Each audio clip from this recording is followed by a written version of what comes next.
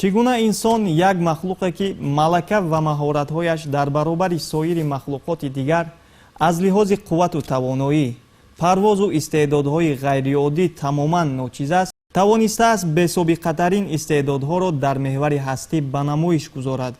آیا هست برای انسانیت قله‌های فتح نشونده که امکان‌ناپذیر باشد و امکان‌ناپذیری به کدام اندازه سرحد گذاشته است بین انسان و کوشش و تلاش‌های آن؟ اکنون 59 سال از زمان اولین پرواز انسان به کیهان سپری شد. نخست ایده پرواز انسان به کیهان از کجا پیدا شد؟ وقتی که انسانیت از زمانهای قدیم به آسمان ستاره‌زار نظر میکرد، در دل آرزوی پرواز به این بیهودودی میکرد. وقتی که این آرزوها به خود میپروریدند، نویسندگان اثرهای فانتاستیکی در اثرهای خود خیال میکردند به عقاب‌های خیالی و گلیم‌های پران که به این بیهودودی پرواز کنند و به آن نقطه‌هایی که چشم انسانیت میرسد به آن رفته رسند.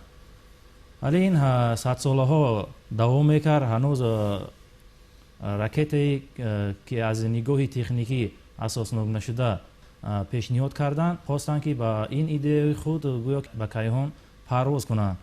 اما این آرزوی بیش نبود. طی 100 سالها انسانیت عالمان کوشش میکردند که این ایده ها را عملی سازند. وقتی بلند اولین مرتبه به عالم روس، معلم روس سیالکوفسکی نصیب گردید که او توانست که مدل های کشتی کیهانی که به فضا پرواز میکند ترتیب دهد و همینطور در اساس مدل های سیالکوفسکی انجینیرها به این جلب کرده شدند، بخصوص کنسترکتور و انجینیر برجسته سرگئی پاولویچ کرالیوف به این گروه شامل گردید و سردار این گروه را به عهده گرفته گروه انجینیرها را تشکیل کرد. همینطور آنها به ساختن کشتی کیهانی که تنها از حساب مدل‌های فیزیکی بود به ساختن شروع کردند. اگرچه به نتیجه های دلخواه چندی مرتبه به نتیجه دلخواه نرسیده باشند، هم بعدتر توانستند که این کشتی کیهانی را سازند. البته پرواز انسان یک حادثه بسیار مهم، یک دستاوردی بی‌نظیر در تاریخ انسانیت بود. ولی تا آنه که این پرواز عملی گردید در ماه اپریل 1961 بعضی دستاوردهای دیگری در این زمینه بود که برای پرواز انسان به کیهان امکانیت دادند. این اولا ساختن همان دستگاه‌های پرواز کننده کیهانی یا اینکه موشک‌ها و راکت‌ها بود و برای آنکه راکت ساخته شود عالمان بسیار، مهندسان زیاد، فیزیک‌ها و ریاضیدان‌های زیاد قوه بسیار صرف نموده اول حساب و کتاب نمودند، بعداً در دایره آزمایشگاه‌ها مکت‌ها یا اینکه پروتوتیپ‌های همان راکت‌ها را ساختند و بعداً آزمایش کردند.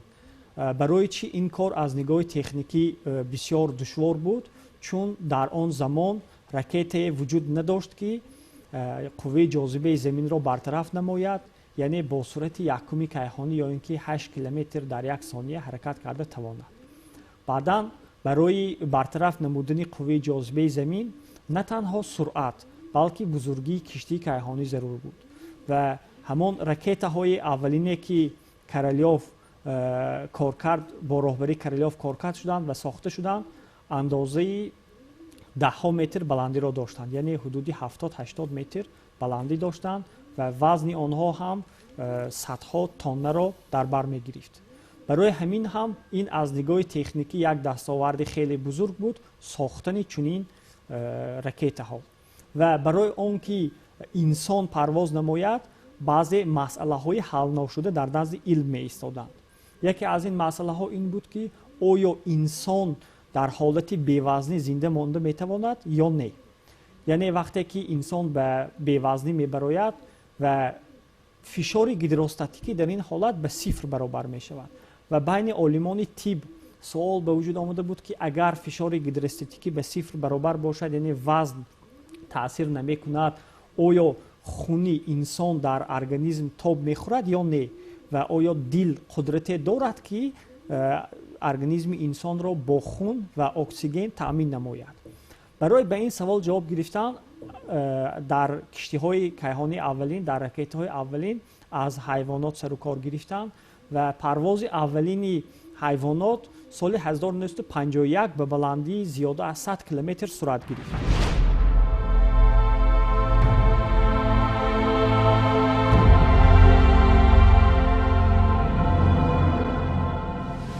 инсоният пеш аз он ки худ ба кайҳон парвоз намояд, даҳҳо ҷонварону набототро барои таҷриба ба кайҳон равона намуд. вале бисёре аз ин парвозҳо номуваффақ баромад. яке аз парвозҳое ки тавонист муваффақ гардад дар соли 1960 буд ва дар дохили он ду саг қарор дошт ва баъд аз рӯи ин парвоз аз тарафи мутахассисон парвози инсон ба кайҳон дар оянда ба нақша гирифта шуд.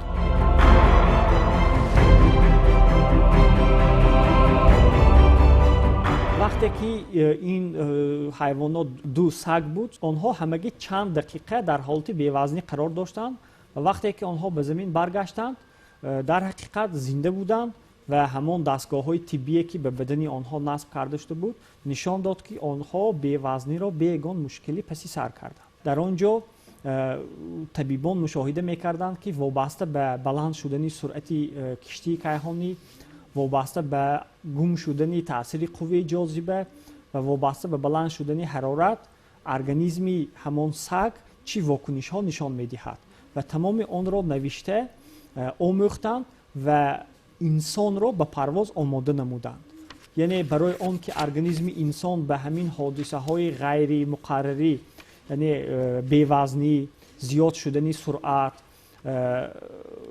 تاب بیارد، آنها یک مشق‌های معینی را، آنها یک دستورالعمل معینی را آماده نمودند که در اساس آن کیهان‌آوردان آماده گردیدند. یعنی تمرین کردند، هر گونه مشق‌ها را انجام می‌دادند تا ارگانیسم انسان به همان بی‌وزنی مطابق شود و همین چیزها دستاوردهای بسیار بزرگی بود تا پرواز. و اینجا سوال به وجود می آید بعد پرواز چی دستاوردها شد، چی تغییرات ها به وجود آمد. خود پرواز گاگارین به کیهان نشان داد که انسان از یک مخلوق عادی، از یک جزئی طبیعت به یک انسانی فتح کننده کیهان، به یک قدرتی تغییر دهنده طبیعت تبدیل یافت و خود پرواز گاگارین به کیهان نشان داد که انسان می تواند به یگان مشکلی قوه جاذبه را فتح نماید، در حالت بی‌وزنی زندگی نماید و در اینجا دستگاه‌های تکنیکی را سنجیدند که دستگاه اداره فاصله‌ای، یعنی از دور ایستاده کشتی کیهانی را اداره کرده میشد. باز بسیار تکنولوژی‌های دیگری بود که بار اول در کیهان سنجیده شدند، آموخته شدند.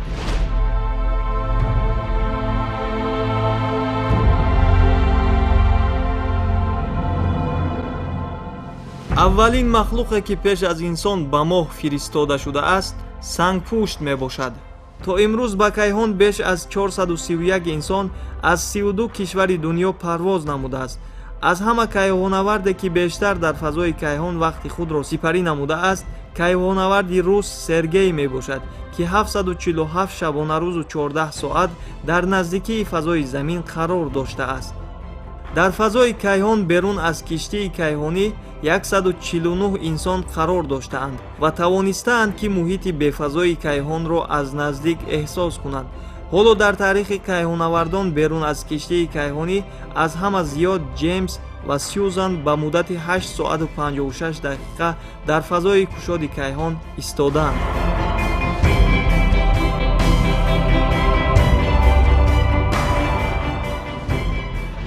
фарқ байни инсонҳои пеш аз ҳозират дар чист ва чаро барои амалӣ намудани орзуҳои инсон ҳазорсолаҳо таҷрибаи илмӣ лозим шуд? фарқ байни инсони пешина ва ҳозира он аст ки инсони пешина танҳо дар доираи ҳамон имкониятҳои табиӣ зиндагӣ мекард. инсони ҳозира бошад табиатро мувофиқи хости худаш ва барои заруратҳои худаш дигар мекунад, табдил медиҳад. имрӯз мо мебинем ки дарёҳои сунъӣ сохта мешаванд. имрӯз мо мебинем ки дар байни уқёнусҳо ҷазираҳои сунъӣ ба вуҷуд меоянд. яъне инсон на танҳо як ҷузъи табиат, балки фатҳкунандаи табиат, балки гӯем як субъекте гардид ки ба табиат тағйирот медарорад ва агар инсони пешин фарз кардем то парвози гагарин ба кайҳон ҳамчун як чизи дастнорас нигоҳ мекард, инсони имрӯза аз кайҳон истода ҳам худи кайҳонро меомӯзду, ҳам заминро ва ҳамчунин дар кайҳон қобилиятҳои инсонро низ меомӯзанд. масалан дар пойгоҳи байналмилалии кайҳонӣ бисёр таҷрибаҳои биологиву тиббӣ мегузорад барои омӯзиши инсон, психологияи инсон дар кайҳон ва вокунишҳои организм дар ҳолатҳои бевазнӣ, дар ҳолатҳое ки муддати хеле зиёд дар кайҳон зиндагӣ мекунад, ин чизҳоро меомӯзад. ва чаро солҳои зиёде зарур омад? чун барои парвоз кардан ба кайҳон баъзе чизҳое ҳаст ки мо бояд онҳоро бартараф намоем ва ин чиз аз чӣ шурӯъ мешавад? якумаш бартараф намудани қувваи ҷозиба. бори аввал вақте ки олими машҳури англис Исаак Ньютон қонуни ҷозибаро пешниҳод намуд, баъд инсоният фаҳмид ки барои аз ҷозибаи замин канда шудан барои мо чӣ гуна нерӯ зарур аст, яъне соҳиб шудан ба суръати якуми кайҳонӣ. ва ин чиз танҳо ҳисобҳои назариявӣ буд. баъдан барои он ки ҳамин суръат ба мо соҳиб шавем, зарурати сохтани киштиҳои ракетаҳо ва мушакҳо ба вуҷуд омад. чӣ гунае ки дар ин ҷо гуфта шуд, бори аввал нақшаҳои аниқи ин гуна ракетаро Циолковский пешниҳод кард ва баъдан бо роҳбарии Королёв дар Иттиҳоди Шӯравӣ ракетаи аввалини парвозкунанда ба кайҳон сохта шуд. дар амрико бошад бо роҳбарии Вернер фон Браун. ҳамин шакли ракетаро аз куҷо гирифтан ва чӣ гуна шуури инсон ҳамин шакл пеш омад? чӣ тавр инсон тахайюл кард ки ба ҳамин шакл инсон метавонад парвоз кунад? пеш вақт инсонро парвозашро на дар дохили ҳавопаймо фарз мекардан. аввалин бор инсоне ки мехост парвоз кунад ба худ бол насб карду парвоз намуд. оё инсонҳо баъдан чӣ гуна фаҳмиданд, чӣ гуна тасаввур карданд ки инсон метавонад ба ин тарз набу тарзи дигар парвоз кунад? барои ин чиз физика кӯмак менамояд. омӯзишҳо нишон доданд ки агар ҷисм кадом шаклро дошта бошад, муқовимати ҳаво ҳамон қадар хурд мешавад ва инсон пеш аз он ки ягон чизеро созад, албатта аз табиат мебинад, меомӯзад. ва аввалин ҳавопаймоҳое ки сохта шуда буданд, мо бо моҳиҳо муқоиса карда метавонем шакли ҳавопаймо, тайёраҳое ки парвоз мекунанд бо ҳамон моҳиҳо монанд аст. барои чӣ? ҳамон шакле ки қисмати пешаш ба мисли тухм аст, барои кам кардани фишори муқовимати ҳаво ҳангоми ҳаракат бисёр мувофиқ аст, хуб аст. ва ин чизро дар озмоишгоҳҳо, дар камераҳои аэродинамикӣ меомӯзанд. ҷисмҳои шакли гуногун доштаро дар камераи аэродинамикӣ ҷойгир мекунанд ва дар асос дар он камераи аэродинамикӣ ҳаво дода мешавад. дар асоси ҳамон ларзиш, лапиш ва суръате ки ҷисмҳои шакли гуногун дошта ба даст меоранд, хулоса мебароранд ки кадом шакл бояд дошта бошад ки муқовимати ҳаво хурдтарин бошад ва сарфи сӯзишворӣ камтарин бошад. яке аз аввалин идеяҳое ки барои парвоз ба кайҳон пешниҳод шуда буд, ин аз тарафи нависандаи фантаст нигор Жюл Верн буд ки гуфт агар мо инсонҳоро дар як тӯп ҷой кунем ва онро тавассути як пушкаи пурқудрат бо суръати баланд агар сар диҳем, вай метавонад ба моҳ парвоз кунад. ва Циолковский ва дигар механикҳое ки ҳамроҳи Циолковский кор мекарданд пешниҳод намуданд ки ҳангоми парвоз ба кайҳон бояд мо аз ҳаракати реактивӣ кор гирем. ҳаракати реактивӣ ин чист? ин ҳангоме ки ҷисм ҳаракат мекунад ва ҳангоми ҳаракат массааш кам мешавад, ҳангоми кам шудани массаи ҷисм суръаташ зиёд мешавад ва барои ин бояд аз худ ягон моддаи зиёд хориҷ намояд ва дар он ҷо сӯзишворӣ гирифтан. вақте ки сӯзишворӣ ба самти пушт ҳаракат мекунад, вай ҳамон ракетаро ба самти пеш тела медиҳад ва дар асоси ҳамин ҳаракати реактивӣ ва дар асоси омӯзиши шаклҳои гуногуни ҷисмҳо дар камераи аэродинамикӣ муайян намуданд ки шакли беҳтарини ракета бояд ҳамин шакле дошта бошад ки ракетаҳои имрӯза доранд.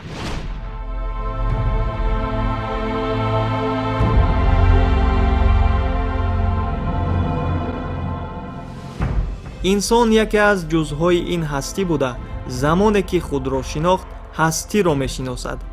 ҳоло мо дар замони рушди технологияҳои нав қарор дорем, ки технологияҳои нав зиндагии моро дигаргун сохтааст ва мо нисбати пешиниёнамон тамоман бо тарзи дигар зиндагӣ менамоем. Чаро зиндагии имрӯзаи мо аз зиндагии гузаштагони худ фарқ дорад?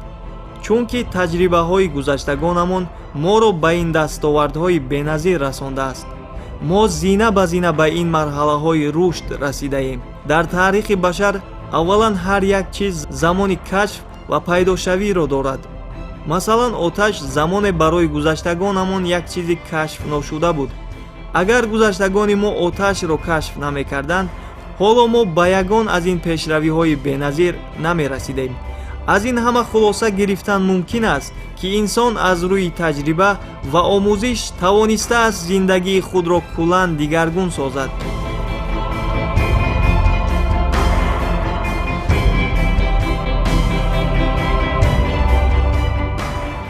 дар назди инсоният ба ҷуз аз он ки дастгоҳе барои парвоз лозим бошад, вале пас аз сохтани дастгоҳи парвозкунанда муҳимтар он гашт, ки инсон чӣ гуна тавонад фазои заминро убур кунад.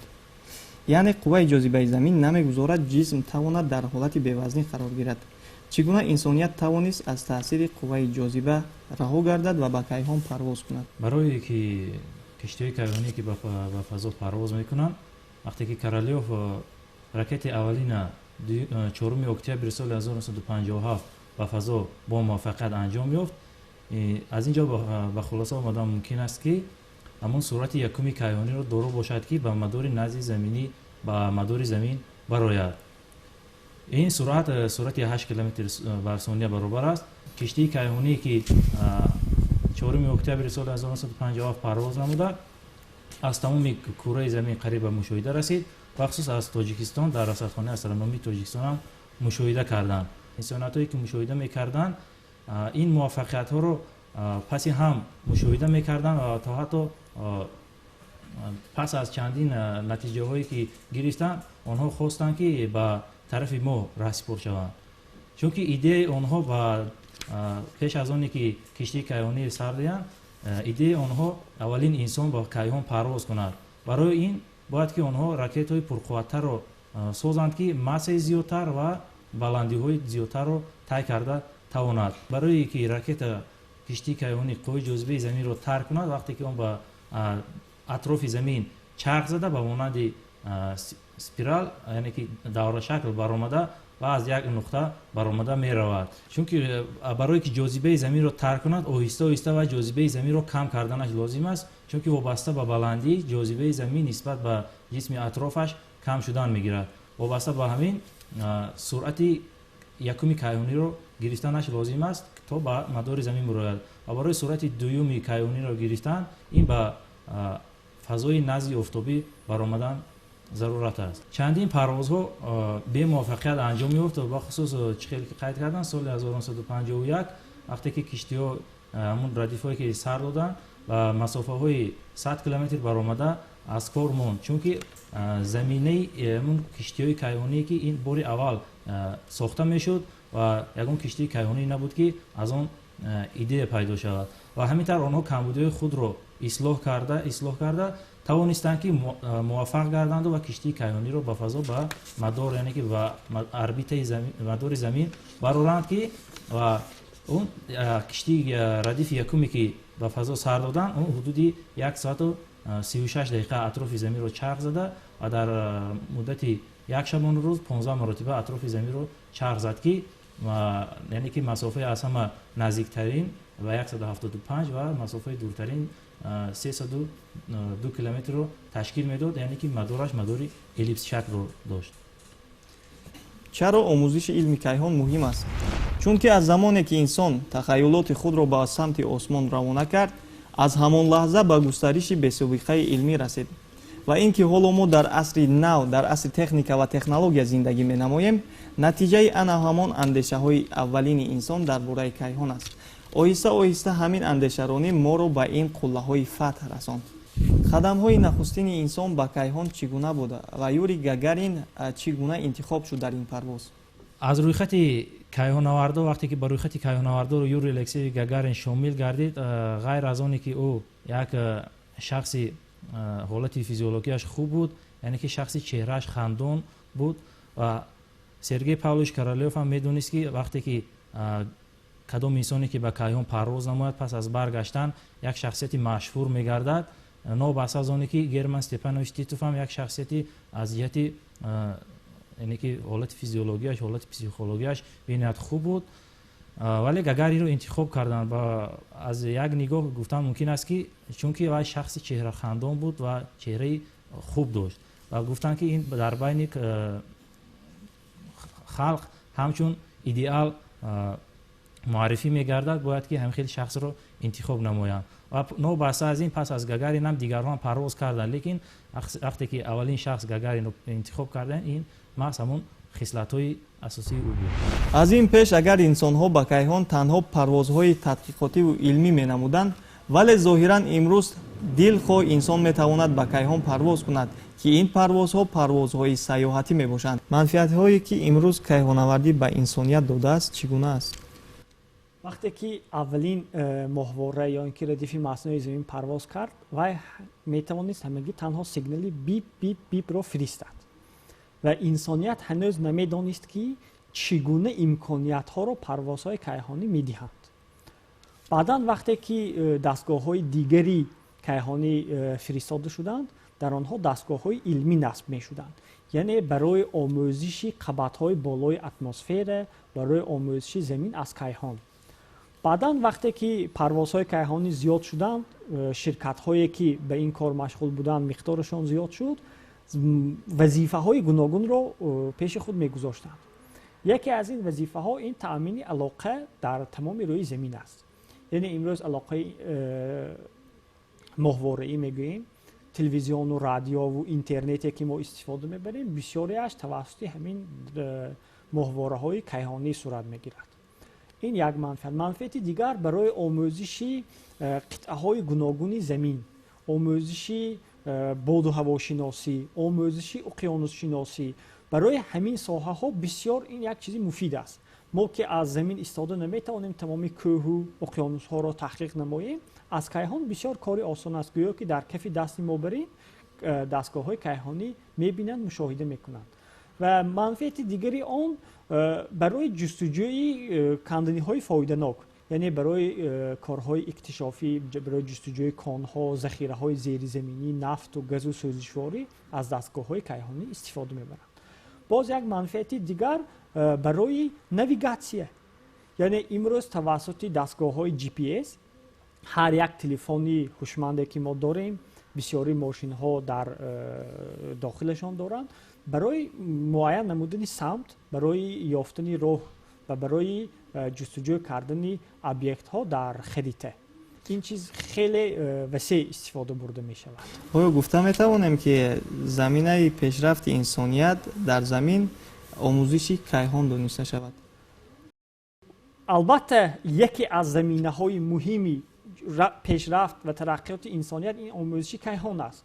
зеро бисёр дастгоҳҳо, бисёр навъи маводе ки дар ҳаёти ҳаррӯза истифода мебарем, технологияҳои гуногун аввалан дар соҳаи кайҳон истифода бурда шуданд. масалан ҳамин дастгоҳҳои идораи фосилавӣ ё ин ки маводҳои гармитобовар ва ё ин ки маводи барои либос ки ҳар гуна дар ҳароратҳои гуногун тоб меорад, дар фишори зиёд тоб меорад, дар вакуум тоб меорад, барои кайҳон сохта шуда буданд. ва ҳатто амрикоиҳо ҳамон микрочипе ки имрӯз дар тамоми дастгоҳҳои ҳушманд истифода бурда мешавад, шурӯъ карда аз телефон то компютерҳои ҳозиразамон, барои парвоз кардан ба моҳ сохтанд. яъне зарурат пеш омад ки ҳамон дастгоҳҳои бударо бисёр дар шакли хурд созанд ва муҳандисон, олимон аз болои ин кор карда ҳамон микрочипро сохтанд. имрӯз бисёр дастгоҳҳо, ҳамин дастгоҳҳои радиоӣ, телевизионӣ ки дар шакли хурд буд, аввал дар кайҳон истифода шуд, яъне Гагарин метавонист аз кайҳон истода сурат фиристад, видео фиристад, ё ин ки дастгоҳҳои худкори байни сайёравӣ, вақте ки аввалин дастгоҳи шӯравӣ ба моҳ сафар кард, дастгоҳи худкор бе сарнишин, و صورتی طرفی نانمایانی ماه را گرفت به طور автоматӣ به زمین فرستاد. یعنی همین دستگاه های علاقه، همون دستگاه های خودکاری عکس برداری و نوار برداری همش بار اول در کیهان استفاده شده بودند. گفته می شود که همین پرواز انسان توانست زندگی رو در زمین دیگر کند. البته یعنی حالا که انسان زندگی می نماید در زمین، تصور کنید که هرچند علم در پیش رشد کرده بود ولی عملا نبود و این عملیه ها در زندگی ما و کلی تغییرات ها رو وارد نموده است که حالا انسان نه تنها زندگیش رو در زمین دیگر کرده ایستاده است ولی باز هم درباره محیط زیست ساختن در سیاره مریخ و دیگر سیاره ها نقشه گرفته است. انسانیت تا کدام اندازه کامیابی ها رو نصیب شده است با واسطه پروازهای کیهانی؟ اولا کمتر میخوام درباره آن که زندگی انسان بعد از پروازهای کیهانی دیگر شد چند حرف گویم. من در برآمد یک نفر کیهانورد سرگئی ریازانسکی که 2 مرتبه به کیهان پرواز کرده است اشتراک داشتم و در وقت صحبت همون عکس هایی که از کیهان گرفته است به ما نشان داده. گفت که از کیهان سرحدها دیده نمیشوند. یعنی این یک نگاه دیگر به زندگی انسان بود که وقتی که از کیهان به حیات انسان می‌نگریم زمین ما یک لخت است و در آنجا سرحدهای سیاسی وجود ندارد و زمین برای تمام انسانیت یک خاک است، یک وطن است و همین چیز از نگاه فلسفی، از نگاه روانشناسی باید به انسان یک درس باشد که ما این سیاره خود را حفظ نماییم، احتیاط نماییم. اولین ابیکت بیرونی زمینی که پای انسان به آن رسیده بود این البته ماه است که سال 1969 نیل آرمسترونگ به سطح ماه قدم گذاشته. گفت که این یک قدم خرد برای یک نفر انسان ولی یک جهش بزرگ برای تمام انسانیت است. چرا پروازها به سیاره‌های دیگر مهمند؟ ما از تاریخ می‌دانیم که زمین از خوف و خطرهای کیهانی و تکنوگنی امین نیست. احتمالیت افتادن کمت‌ها، استروئیدها یا برخورد با جرم‌های دیگر احتمال است که حیات انسانیت از بین رود. برای همین انسان که همیشه در گهواره بوده نمیتواند، باید به دستاوردهای بلندتر رسد، کوشش میکند که به سیاره‌های دیگر پرواز نماید. و سیاره از همه موافق‌ترین برای پروازها این مریخ است و عین حال به مریخ دستگاه‌های زیادی خودکار کیهانی فرستاده شدند و گفتن ممکن است که یگانه سیاره‌ای که در آنجا ربات‌ها وجود دارند این سیاره مریخ است. یعنی زیاده از 7 دستگاه کیهانی امروز در سطح مریخ تحقیقات میبرد، فعالیت علمی انجام میدهد و همه آنها خودکار هستند و نتیجه های علمی خود را به زمین میفرستند. و امروز به نقشه گرفته شده است که باید همین در 10 ساله آینده پرواز انسان به مریخ عملی کرده شود ولی این از یک چند جهت مشکلی دارد. مشکلی یکم مشکلی روانی است که انسان مدتی دور و دراز در کیهان در یک فضای بسیار محدود و تنگ چگونه زندگی کرده میتواند. برای این چیز در زمین آزمایش ها گذرانده ایستادند و یک لایحه بود مریخ 500 در روسیه گذشت و در آنجا 8 نفر را در یک بینای زیرزمینی در یک بینای محدود که همون شکل کشتی کیهانی را تکرار میکرد جای کردند و آنها دوام 500 روز زندگی کردند. در اینجا واکنش های روانی انسان را هنگام سفرهای دور و دراز کیهانی در فضای محدود آموختند. مشکلی دیگر این مشکلی فیزیولوژی انسان است. یعنی وقتی که ما به پروازهای بین سیاره‌ای حرکت میکنیم در آنجا نورهای کیهانی، رادیاسیون کیهانی به انسان ضرر رسانیدنش ممکن است. برای این چیز رو برطرف کردن ما باید قبط بیرونی کشتی کیهانی را بسیار غفص سازیم که رادیاسیون یا اینکه افکنشات کیهانی به انسان ضرری کمتر رسانیده باشد. مشکلی دیگر این البته مشکلی تکنیکی است. وقتی که به مریخ سفر میکنن این چندین ماه رو در بر میگیرد. در آنجا باید نظام حفظی زیست، در آنجا تأمین انسان با تمام شرایط‌های زندگی، با فشار موافق، با اکسیژن، با غذا و آب، تمامی چیزی که برای انسان ضرور است. به سفرهای دور و دراز این گونه захира кардан хеле душвор аст. вақте ки дар пойгоҳи байналмилалии кайҳонӣ кайҳонавардон зиндагӣ мекунанд, давоми ҳар чанд моҳ ба он ҷо ғизо бурда мешавад ва партовҳое ки дар он ҷо ҷамъ мешавад ба замин бармегардонанд. вале вақте ки сафар ба миррих сурат мегирад, ин гуна мо наметавонем ки дар муддати кӯтоҳ ба онҳо маводи ғизоиву дигар лавозимоти зарурӣ барои ҳифзи ҳаётро дастрас намоем ва ин хеле муддати тӯлониро дар бар мегирад. мушкили дигар баргардонидани кайҳонавардон аз миррих ба замин аст. яъне мо ҳанӯз технологии баргардонидани онҳоро аз сайёраҳои дигар надорем. ва агар ин чиз коркард карда шавад ва технологии муайян сохта шавад, мо тавонем ки дар як киштии кайҳонии хурд захираи хӯрока, захираи сӯзишвориро ҷой карда тавонему имконияти баргардондани онҳоро дошта бошем. албатта ин парвоз сурат хоҳад гирифт. сол то сол башар қадамҳои устувортаре дар пешбурди илми кайҳонавардӣ мегузорад. ҳар рӯз лоиҳае барои бештар тобоварии инсон дар кайҳон мавриди омӯзиш қарор мегирад. аз соли 1957 то кунун садҳо парвозҳои кайҳонӣ сурат гирифтааст ва аввалин бор инсон дар нақша дорад ки дар соли 2030 қадамҳои нахустини худро ба сайёраи миррих гузорад.